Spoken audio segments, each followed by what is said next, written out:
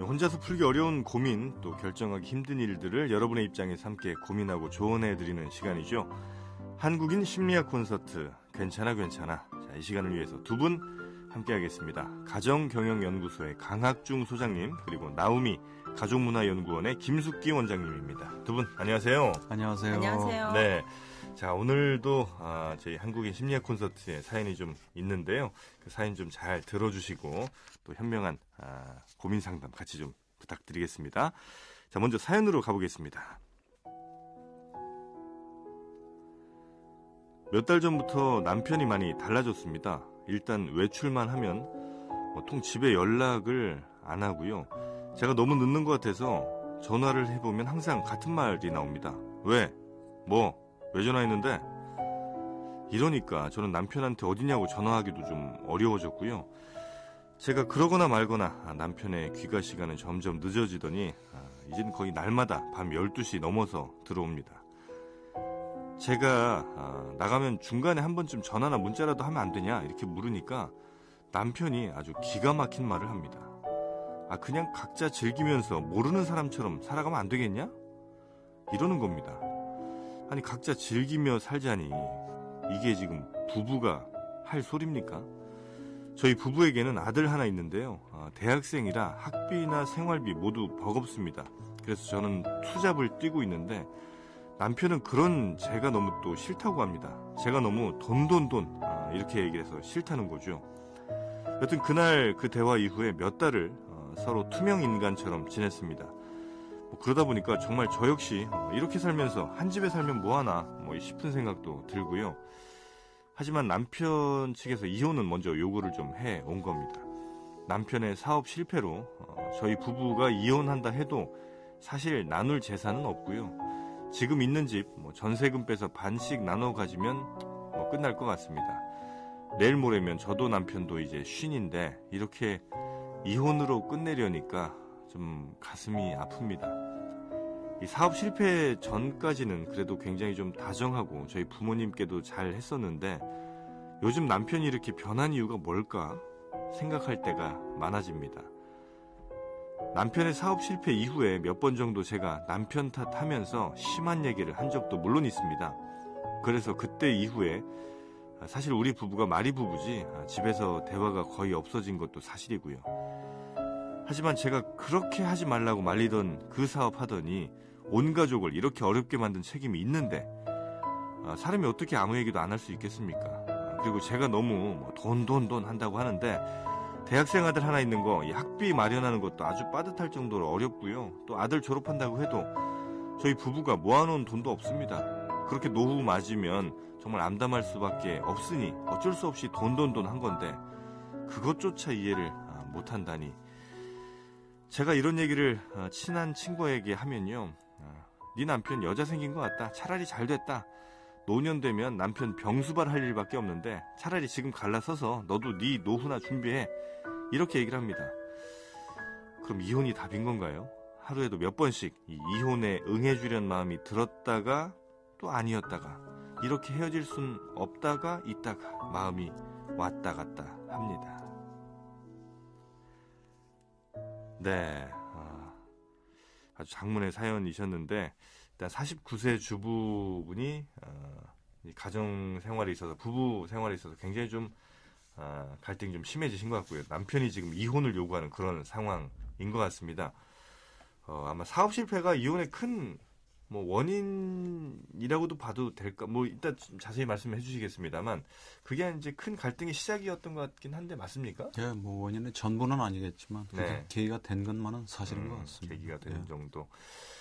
자, 일단 이 시민분들의 반응, 이 사연에 대한 어떤 목소리들을 또 내주고 계신지 곽지현 리포터가 목소리 담아왔거든요. 함께 들어보겠습니다.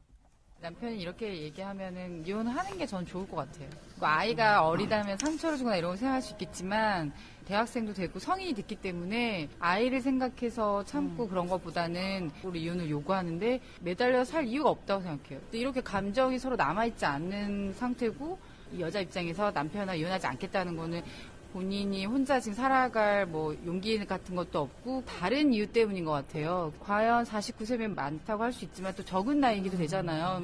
새롭게 저는 시작하는 게 맞다고 생각해요. 매달린다고 해서 남편이 갑자기 달라지거나 행복한 결혼 생활을 할 여지가 없는 것 같아요. 그럼 빨리 그냥 판단하는 게 저는 좋을 것 같아요. 누구든지 실패는 피할 수 없는 과정일 것 같고요. 실패를 해서 지금 상황이 어려워진 것 같은데 아이도 어느 정도 컸고 부모들도 한번 모든 거를 다 내려놓고 다시 시작해야 할 의무가 있을 것 같고요. 이혼이라는 거는 책임 회피성인 것 같아요. 지금부터 다시 재테크를 시작을 하고 노력을 해야 할 의무로 좀 살아가줘야 아이도 그런 모습을 보고 더 성인된 모습을 보일 수 있고 그렇게 가정이 이루어져 나가야 할 게 좋을 것 같습니다. 이 여자분이 이혼을 하면서도 자기가 안 답답하려면 남편이 자기한테 왜 이혼하자는지 좀 알아야 될 것 같아. 안 그러면 이 여자는 계속 후회하고 남편이 이혼하려는지 여자가 생긴 건지 아니면 진짜 사업 실패 때문에 그런 건지 여자도 좀 이유는 좀 알아야 되지 않을까 싶은데 이혼이 답은 아니다. 그래도 남편을 도와줄 수 있고 이 어려운 시기를 극복할 수 있는 방법이 뭐가 있을지 조금만 기다려주고 여자가 좀 해결책을 찾아보자. 어차피 이 나이 되면은 뭐 재미있고 막 알콩달콩 사는 나이 아니다. 이혼은 답이 아니다. 그렇게 말해주고 싶습니다. 네, 거의 뭐 상담소장님 같은 분이 마지막에 등장하셨던 것 같은데 일단 이 두 분, 이 사연 주신 부부의 진단부터 좀 한번 해봐야 될 것 같습니다. 두 분 사연 어떻게 좀 보셨어요? 우리 저 원장님 같은 경우는. 우선은 네. 이제 평상시에 이제 소통이 잘 안 되다가 네. 소통이 안 됐는데 사업 실패가 있었어요.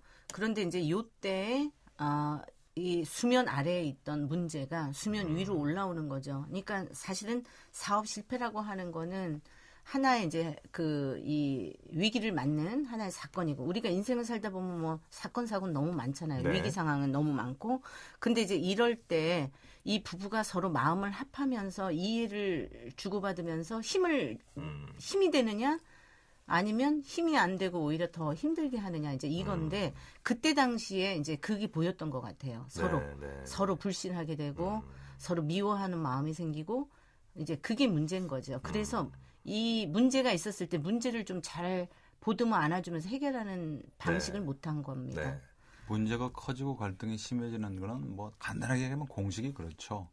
그 문제나 위기 시련이 너무 커서 네. 내가 감당할 수 없거나 똑같은 크기라고 하더라도 네. 그 대처 능력이 현저하게 떨어지거나 그러니까 하신 말씀대로 네. 사업 실패가 기회가 돼서 이제 수면 위로 떠오른 건데 거기다가 뭐 중년의 위기도 좀 있을까요?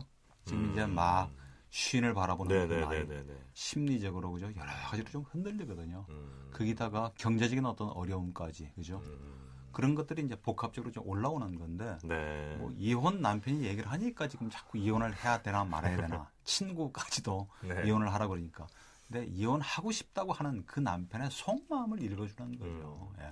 표현을 그렇게 할 뿐이지. 예. 저는 이 사업 실패 이후에 물론 뭐 당연히 이 아내분께서도 많이 힘드셨겠습니다만 자 봐봐요. 이게 사업을 딱 실패를 했습니다. 사업이 잘 안 됐어요. 생각했던 것처럼 잘 안 됐어요. 열심히 아마도 거의 모든 내가 갖고 있는 무슨 자본들을 다 아마 투자를 했을 텐데 그렇게 걸었던 것이 실패했을 때 아마 이 남성분도 스스로 굉장히 많은 자괴감이라든지 얼마나 실망을 뭐 스스로에게 아니면 뭐 주변 사람들에게 뭐 하여튼 여러 개 했을 거란 말이에요. 근데 그 상황에서 아내분조차 그래 내가 하지 말라고 하지 않았냐.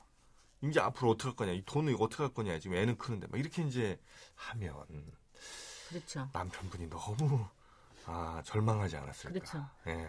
그리고 이제 뭐냐면 기대 심리가 있어요. 네. 우리 인간은 결혼을 하면 이제 배우자 네네. 그리고 또 가족이라고 하는 거는 특수적인 관계잖아요. 그러니까 절대적인 관계다 이거죠. 사실은 그렇죠. 가족은 그러니까 어떠한 경우라도가 꼭 붙여야 돼요. 여기는. 그러니까 경우에 따라서는 때에 네네. 따라서는이 아니고 어떠한 경우라도 마음으로 깊이 이해받을 수 있다라고 하는 거를 갖고 있어야 되는데 네네.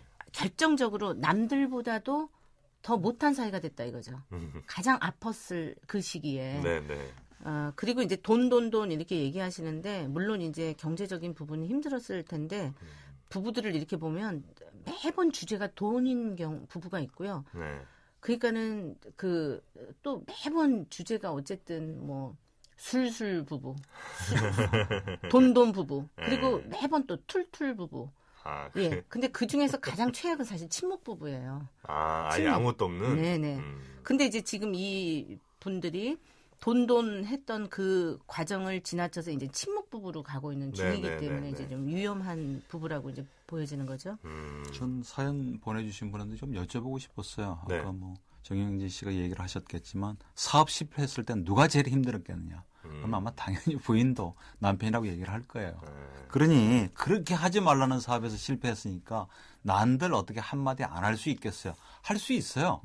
할 수 있지만 그것 때문에 엄청나게 상처를 받은 거죠. 가장 힘들었어요. 그러니까 지금이라도 다른 걸 다 떠나서 그렇게 심한 말을 해서 당신한테 마음에 상처를 준 거 그 자체는 사과하는 계기를 한번 좀 만들었으면 좋겠어요. 예.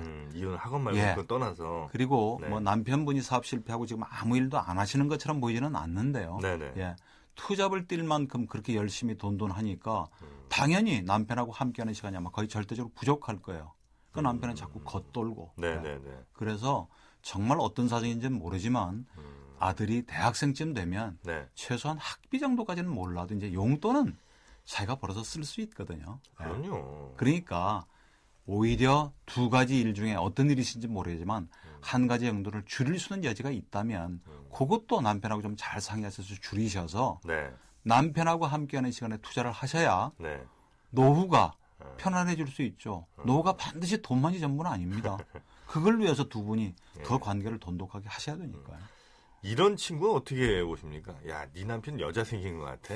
노년 되면 저 남편 병수발할 일밖에 없으니까 지금 갈아서 이렇게 옆에서 양마에 속삭임 하는 분들이 있잖아요. 이 친구도 이혼한 친구. 이럴 가능성이 좀 있나요? 아니면 지금 이혼을 고려하는 친구든가.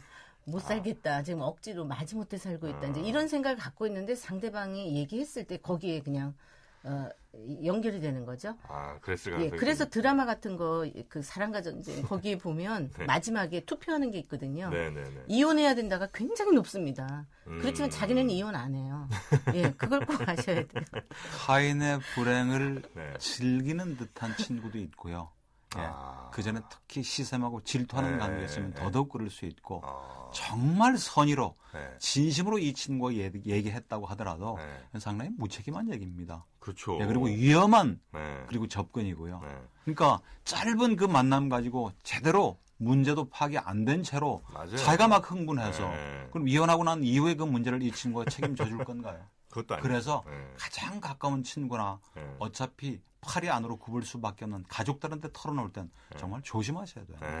그래서 제3자가 이혼을 시키는 경우가 있어요. 가끔 가다 보면. 부모가 이혼을 시키는 그렇죠. 경우도 있죠. 뭐 친정 오빠라든지 아니면 뭐 시누이가 막 나서서 발벗고 나선다든지 아니면 뭐 이렇게 친구분이 막 발벗고 나서가지고 오히려 이게 화합이 되는 게 아니고 더 어긋나는 경우 케이스가 사실 더 많습니다. 그러니까 이 프로세스를 보면 억울한 사람이 당연히 이제 자기 입장에서 억울할 거 아니에요. 그래서 이제 친구한테 간단 말이죠. 친구한테 가면 그 둘 사이에서 있었던 문제에 대해서 객관적으로 얘기를 못하고 당연히 자기 얘기만 합니다. 네, 맞습니다. 내 억울한 얘기만 계속해요. 그러면 친구가 듣기에는 아니 내 친구가 이렇게 억울한 일을 당하고 있으면 너무 억울하잖아요. 그래서 뭐 시샘한 애들도 물론 있겠습니다만 어떤 정말 진심으로 걱정하는 친구는 야 네가 그렇게 억울하면 당연히 이건 헤어져야지 이렇게 조언을 한단 말이에요. 그러면 그 얘기를 서로 듣다 보면 내가 더 억울해진 것 같아. 그래서 정말 파국으로 가는 경우가 사실 주변에 꽤 많습니다. 이 친구는 남편 얘기를 전혀 못 듣잖아요. 그렇죠. 그러니까 일방적으로 한쪽만의 얘기를 듣고 거기다가 감정을 이입시켜버리면 문제는 훨씬 더 악화될 가능성이 큰 거죠. 상담할 때도 한쪽이 오는 것보다는 당연히 두 쪽이 와야 되겠군요. 바로 그 얘기예요. 지금 제가 하고 싶은 얘기가 이 관계적인 문제는 특히나 이제 부부 관계 상담이거든요. 우리가 부부 상담이다 이런 관계 상담이에요. 그러면 관계라고 하는 건 일방통행이 아니고 양쪽에 주고받는 가운데서의 어떤 문제를 보는 거잖아요. 그런데 개인이 오셔가지고 상담을 오랫동안 이렇게 하게 되면 오히려 이 관계가 깨질 확률이 높아요. 그래서 정말 이 관계적인 상담 두 분이 함께 오셔서 두 사람의 이야기를 공정하게, 공평하게 이야기를 들으면서 객관화시키는 작업들이 네. 정말 많이 필요합니다. 저희가 상담을 하거나 조정을 해보면요. 네. 부부가 들어와서 얘기를 하는데도 불구하고 네. 한 가지 사실에 대해서 180도로 다르게 얘기를 해요. 아, 전혀 다르게. 전혀 다르게. 그러면서 본인은 네. 난 정말 팩트만 얘기를 했다고. 과연 이 두 사람이 진짜 부부가 맞나 싶을 정도로. 아니, 같은 사실에 네. 대해서 두 사람이 같은- 그러니까 의견이 다른 거 말고 그 사실에 대해서 그럼요. 다르게 얘기를 네, 한다고요? 다른- 그러니까 그게 다르게. 이제 의도적으로 거짓말을 하는 경우가 아닌 경우에도 인지 왜곡이 생기는 거예요. 아. 그러니까 자기가 편한 대로 기억하는 거고 아. 그 기억을 자꾸 반복하다 보면 그 기억이 계속 왜곡돼서 그럴 자기 수도 있군요. 중심으로. 그리고 우리가 그런데 그게 왜 그러냐면 그래서 이제 대화가 왜 필요하냐면요. 네네. 자기 관점에서 보게 돼. 우리가 이제 컵을 놓고 봤을 때도 네네. 한쪽에서 보면 이게 사각형으로 보이고 아, 그렇죠. 아래로 보면 동그라미로 예, 보이고. 동그라미잖아요. 네네. 그러니까 어느 관점에서 내가 이거를 인식하고 자각하고 받아들였는가.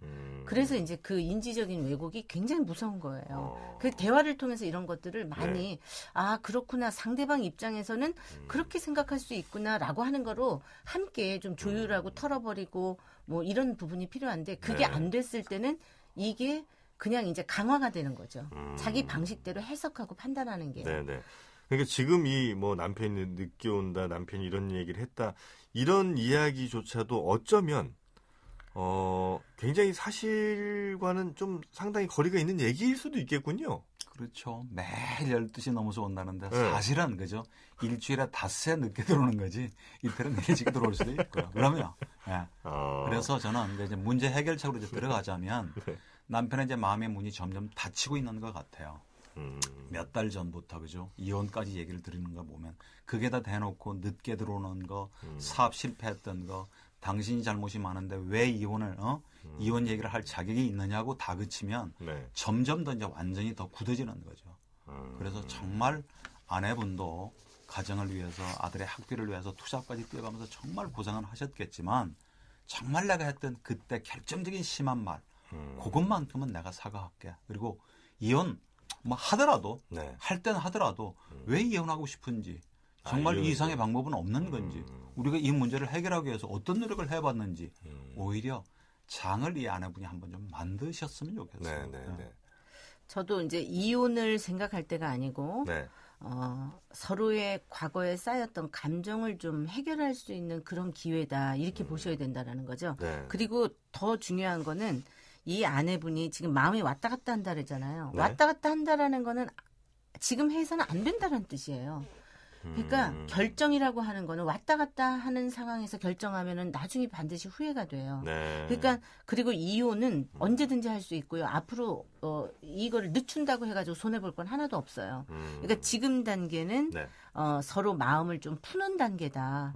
그런 다음에 이혼이라는 건 나중에 생각해도 늦지 않다. 이 얘기를 정말 드리고 싶네요. 네. 근데 정말 다행스러운 경우는 사업 네. 실패하기 전에는 정말 굉장히 다정하고 네. 자기 부모님도 참 잘했던 남편이에요. 네네. 그러니까 아무튼 표면적인 이유든 뭐 근원적인 이유든 사업 실패가 중요한 계기가 됐기 때문에 네. 그것 때문에 뭐 어떻게 달라졌나 또 그에 대해서 내가 어떻게 대응했었는가를 잘 돌아보면 네. 분명히 실마리를 찾을 수 있는 부분입니다. 네. 그러니까 결정적인 상처들이 있어요. 사람마다.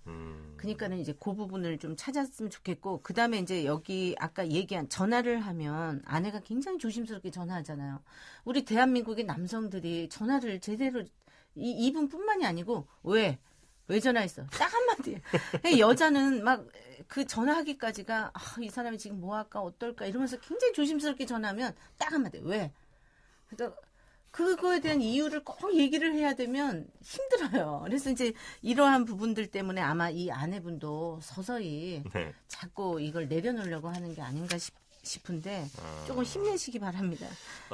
거기에 대해서 이제 남자 편을 조금 제가 네. 들자면, 예를 들어서 이제 그 아내가 전화를 해서 여보 사랑해 뭐 이런 얘기만 했으면 왜 뭐 이런 게 안 했을 거예요. 그 전에 지금 우리 저 학원비 보내야 되는데 빨리 필요해 뭐 이런 게 맨날 했으니까 또 왜 또 뭐 이렇게 가지 않았을까? 돈 필요해? 이런 거. 그런 거죠. 예. 저도 뭐 남녀 대결 구도로 갈 것 같아서 말을 아꼈는데 한마디 덧붙이자면 그 건넨 첫 마디에 따라서 남편의 대답이 달라지거든요. 왜 늦어? 지금 뭐해? 오늘 또 늦을 거야?